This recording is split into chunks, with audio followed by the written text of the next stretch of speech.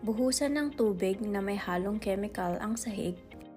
Gamit ang brush, kuskusin natin ang sahig upang matanggal ang mga stains. Huwag kalimutan iusog ang stove o ang mga appliances. Huwag din kalimutan kuskusin ang ilalim ng mga cabinets, lamesa o upuan.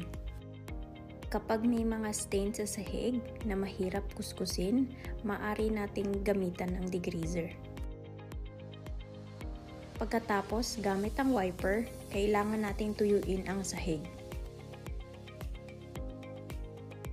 Huwag din kalimutang tuyuin ang ilalim ng mga cabinets.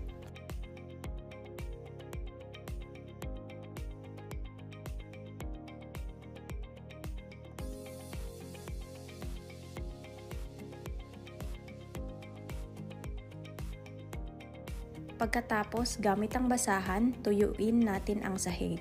Laging tandaan, hindi dapat natin iniiwang basa ang sahig.